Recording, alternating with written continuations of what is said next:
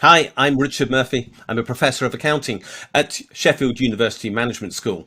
I'm talking about the fact that the Bank of England has increased interest rates and that I think that this is massively destructive for the UK. Their assumption is that we all have too much money to spend at present and that as a result they've got to take more money out of the economy to stop us spending all that spare cash we've got on goods and services that you and I both know most people can't afford to buy now. Obviously, that assumption on their part is wrong, but there's a reason why they make that entirely false assumption. The people who are on the Bank of England Monetary Policy Committee are, let's be blunt about this, pretty well off.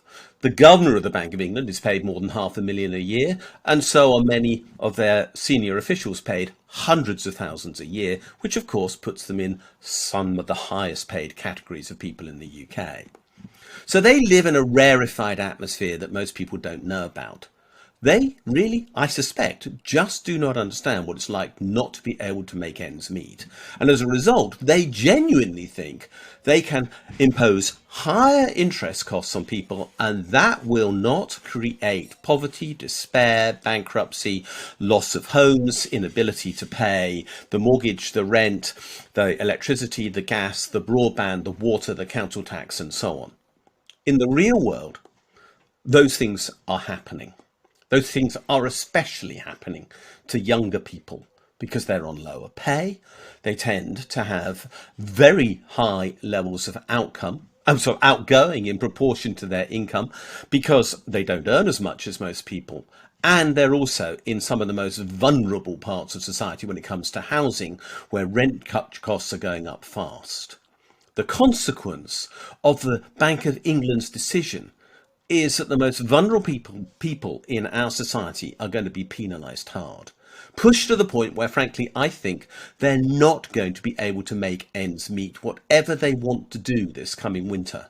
They simply will go deeper and deeper into debt. And that's a crisis that this country can't afford.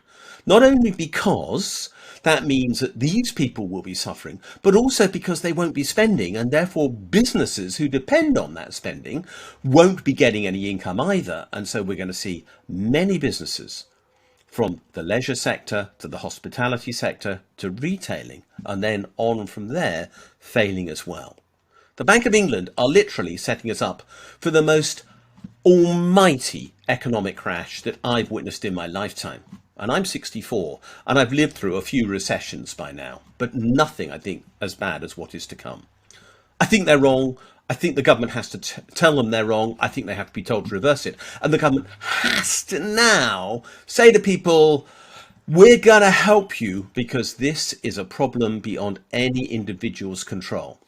I hope that will happen. I'm not optimistic, but brace yourself for trouble to come.